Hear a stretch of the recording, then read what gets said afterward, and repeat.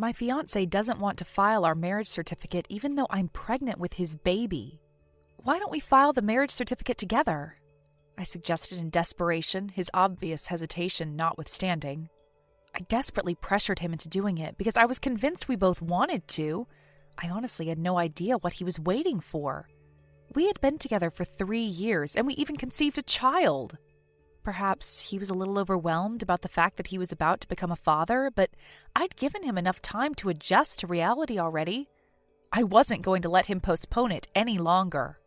However, the day before we were to file our marriage documents, my morning sickness took a turn for the worse.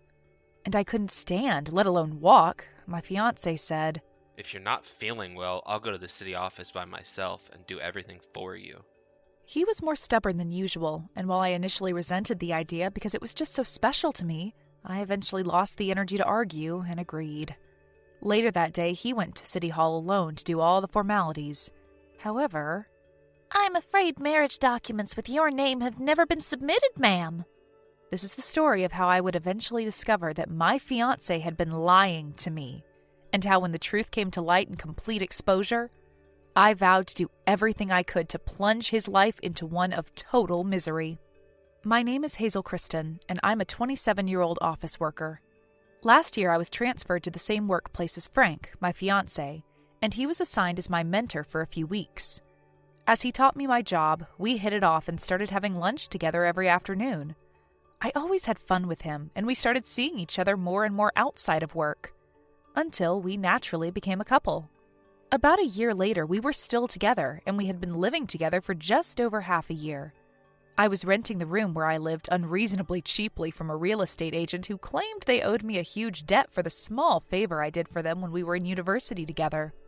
The flat was an excellent property, and it was far too big for just one person to live in, so my situation with Frank was one where he had been living here unofficially for another 6 months before he formally moved in with me. He went on business trips about once every month, and he rarely went back to his own house. I initially planned to live life as it went and eventually marry Frank when the timing was right. However, while it was an extremely exciting turn of events, the fact that I had to take a sudden leave of absence and that I was in a flurry of stress and energy to prepare for submitting the marriage documents was unfortunate. What happened exactly, you ask? Well, I found out I was pregnant. "Frank, honey, you're not going to believe this. I'm pregnant." What? He was even more surprised than I was. I know the order is backwards from what we intended, but we have to think about getting married. I agree. We should start with all the formalities. While he did try to sound excited and happy, he honestly seemed more upset than anything else. "Why are you acting so weird, honey? Aren't you happy?" Oh, sweetie. I'm not acting weird. I'm just really surprised. It's all so sudden. It's my first time being told that I'm going to have a child. But trust me when I tell you, I'm very happy. I love you, Hazel, and I'm looking forward to our life together. I could understand why Frank would be surprised at this sudden turn of events. We'd been together for just over a year altogether, and in theory, people would want to spend some more time together as a couple before having kids. It was perhaps too sudden for him, given he's a very indecisive, insecure guy. I was sure he was anxious in his own way about the big change in his living environment. I decided to wait a little while until he calmed down and got a hold of the situation more firmly. But after a few weeks, Frank did not seem to want to take any action. In desperation, I made this proposal to him one day. "Why don't we submit the marriage documents as one of our celebrations of our 1-year anniversary, the month after next?" I talked to Mom about it, but she said it's better to do it as soon as possible because it's a lot of work after the birth. I agree. But I think it's better if we go greet your parents first. I've told you before that I don't have parents anymore, and I don't have any relatives to greet in their place. I don't have any siblings, nor am I in contact with my grandparents and only uncle I know personally. But Mom and Dad told me that since they met you before, we could go greet them again after we get settled. My parents lived far away from our house, and they were also concerned about my health during my pregnancy, particularly about morning sickness, which was already starting to take hold. Although they had met Frank before, it was only through a casual dinner at their place. And the whole thing was pretty rushed. From the planning to the big day, But they both approved of Frank a heartbeat after meeting him. I see. Well then, it's settled. We're going to submit the marriage documents on our anniversary. And so things slowly began to move forward with my slow and steady pressuring of my fiancé. Time passed quickly, and before I knew it, 2 months had passed since I became pregnant. Around this time, the morning sickness had become quite unbearable, and I was sleeping more and more every day in an effort to recover quickly. The day before our anniversary, Frank had even taken time off work to prepare for the next day. When he came home from work at night, he was concerned about my health and said, So, about tomorrow. You seem to be in poor health these days, what with the morning sickness and all. I could go to the city office by myself and do everything for you. I honestly resented this suggestion. What? But it's a once-in-a-lifetime thing, honey. I want to go with you. This is literally the formalities to merge our last names into one, so I'd like to get it all done together. When I said this in adamant protest, my fiancé was unusually forceful and replied, Why don't we wait until your health is settled down? Recovering is the most important thing for you right now, and I don't think you ought to do anything until you can stand and walk without feeling dizzy. In the end, Frank's determination pushed me into taking advantage of his kindness, and I decided to leave the marriage registrations to him. The next day, I'm home. Welcome back, honey. I proceeded to excitedly ask my husband when he came home. Did you get it for me, the proof of acceptance? I had asked him to make sure to get it as a memorial for my sake, as I was not able to accompany him. Oh, shit. I forgot. My husband replied in a panic. I was mortified. How could you forget it when I asked for it so much? I'm sorry, Hazel. I'm really, really sorry. But it's okay, though. It was accepted. Sorry's not enough, Frank. I was looking forward to seeing it so much. That is proof of our official marriage. I was going to look at it in the future and remember our wonderful times together. I don't think you understand. I loved Frank more than life itself, and it was of paramount importance that I get the proof of our marriage registration. It was all the more important because I couldn't be there to do the registration with him. When I confronted him about it, he spat out in response.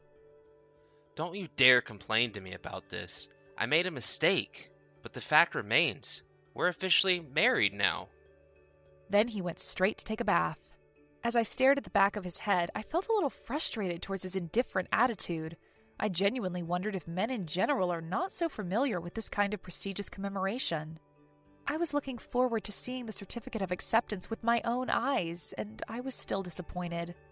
But at the same time, I was truly happy that we had finally become husband and wife. I managed to calm down while my husband took a bath. It's funny that a grown human being should be depressed over a piece of paper like that. If I really wanted it, I could just go and get it myself at a later date, in any case. Besides, it was now an official fact that we joined the same family register. So I had to be more mature here and just be honest, enjoy the joy of the whole occasion to the fullest. I told myself that, and was determined to live my new life and raise my child in the coming months. I'm sorry I got so upset about the proof, Frank, I said as I walked over to my husband as he got out of the bath. He put both his hands on my shoulders and smiled warmly. Oh, it's okay, sweetie. I know it meant a lot to you, and I disappointed you. I'm sorry about that. And I'm sorry I lost my temper, too. We apologized to each other and proceeded to have lunch, as usual, before spending the rest of the day talking and watching movies. At the time, I had no way of knowing that my husband had had such thoughts that day. It was only after the morning sickness subsided that I was able to move around the truth that came to light. And nothing could have prepared me for the shock and betrayal that would overwhelm me. A few months passed, and I called Mom for the first time in a while to catch up on things. She told me, "If your morning sickness calmed down, dear, you better go through all the procedures to register a new family member while you still can.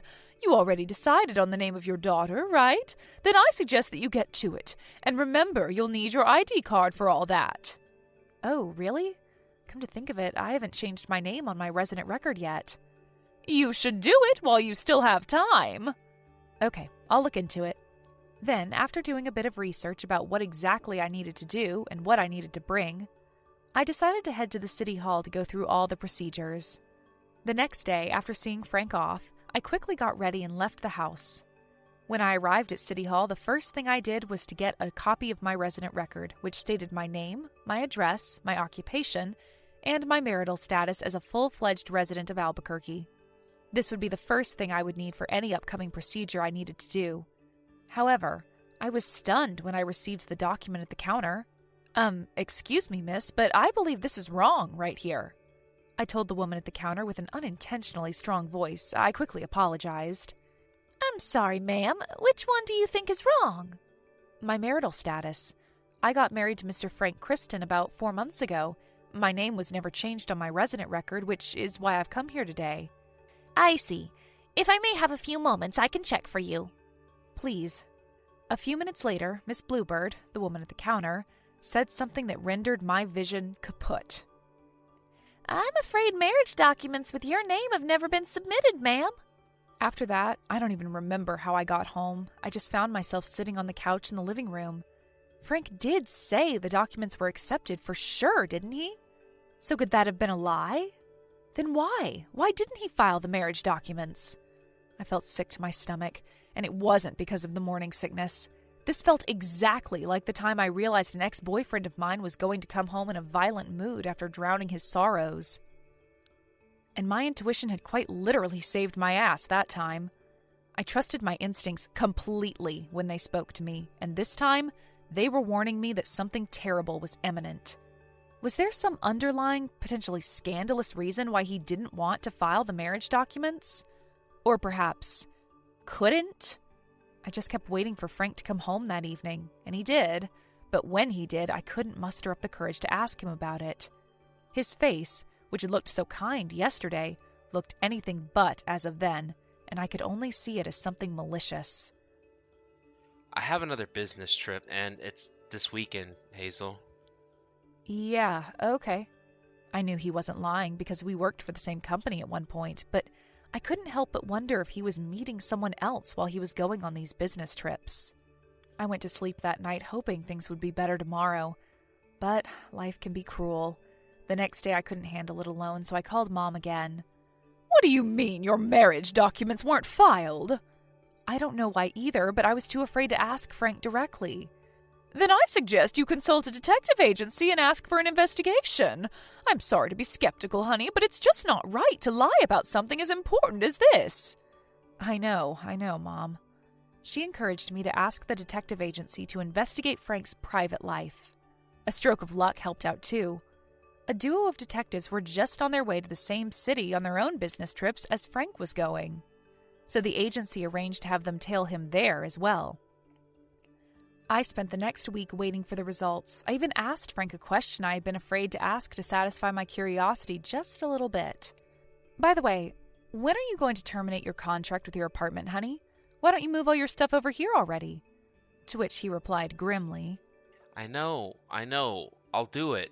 I'm just too busy with work right now. I've got more to do now that you're on leave. Why don't you take a little of that into consideration for me, Hazel? I'm doing my best to give us a good life here. I'm sorry.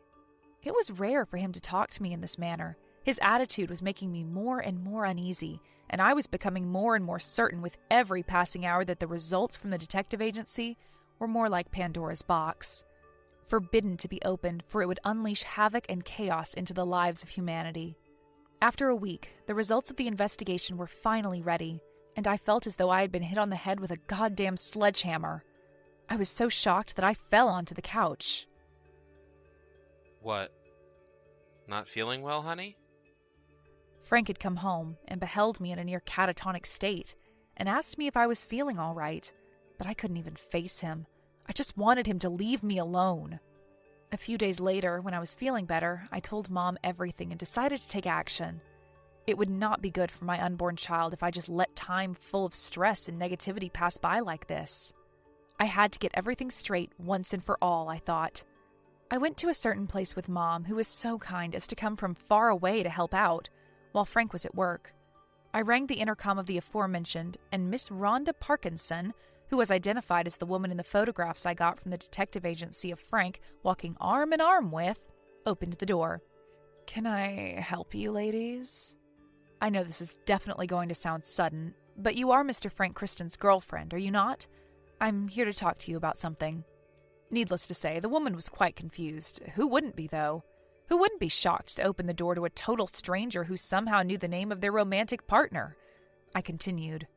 I'm also in a relationship with Mr. Kristen. In fact, we're engaged. I'm also expecting Frank's daughter. Rhonda's eyes widened at my words, and she led us inside, claiming it was best to discuss the details inside. Once inside, I accepted some tea and lemon meringue pie.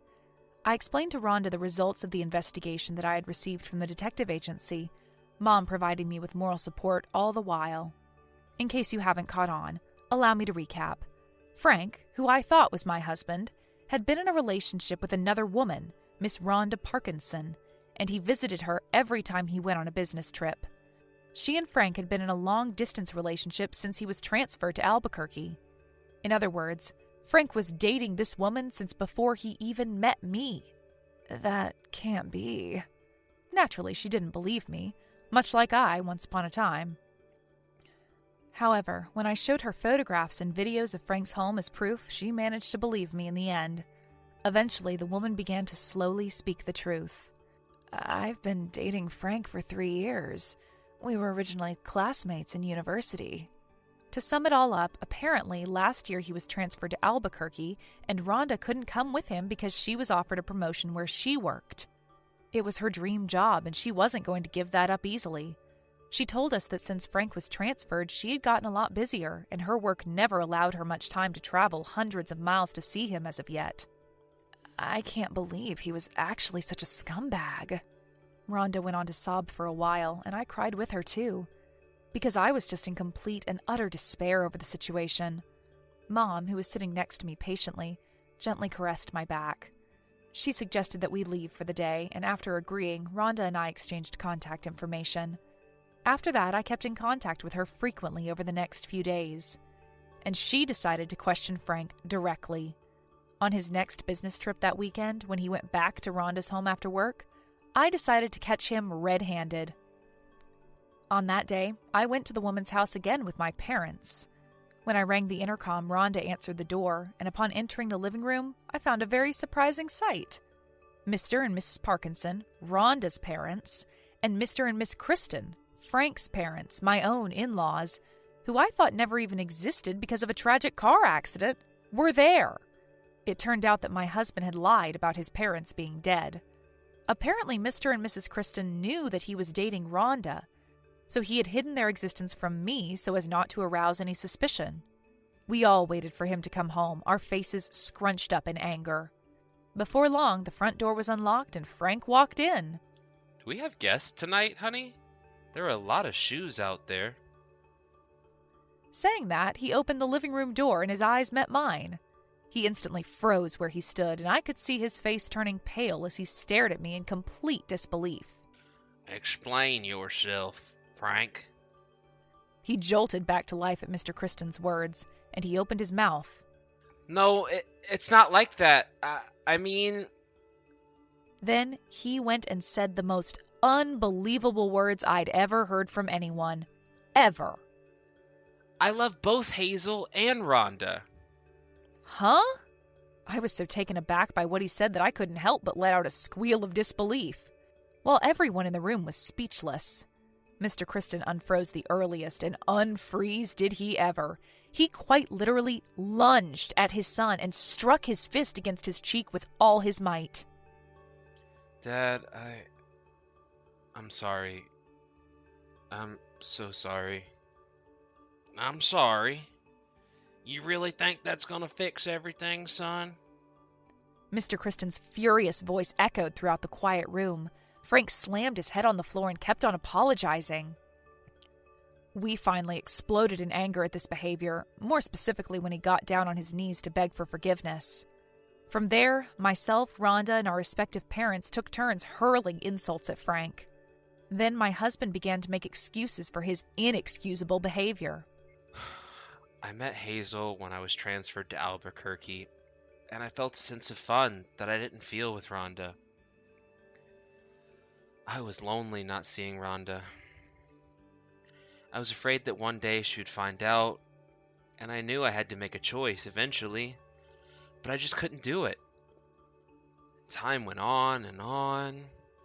Hazel's belly was getting bigger and bigger, and I didn't know what to do.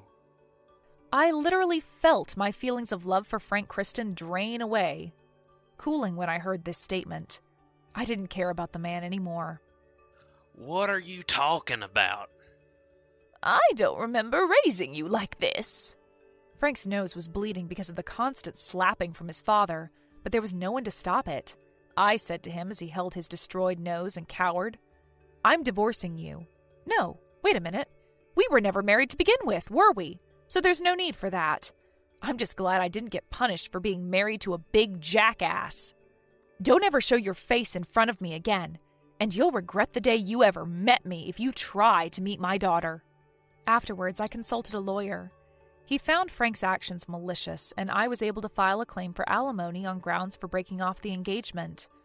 Of course, Rhonda on the other side ended her relationship with him once and for all as well. I then told the company everything there was to know and decided to quit my job and move back to my parents' house. Because I told my workplace bosses about what happened, rumors spread. And Frank started to get the cold shoulder from people at the company. He eventually resigned because he couldn't stand it any longer. His savings ran out after he paid me the alimony he owed me, and he is now living on the edge every day, going to the Public Employment Security Office to look for a job. His parents refused to help him and have completely severed their ties with him. Meanwhile, I gave birth to a healthy baby girl at a hospital near my parents' house. I'm going to stay at my parents' house when I settle down to raise my daughter. I'm sorry you've had such a hard time, dear. You can take it easy on us as much as you want. We'll do whatever we can to help out, sweetheart. Thanks, Mom. Thanks, Dad. I promise you I'm going to do what I can to give my baby Jenna the best life I can offer her. And I hope I won't be much of a burden for you guys. I'm currently living a very happy life with the support of my family, who love me and my daughter very dearly. Wish us luck!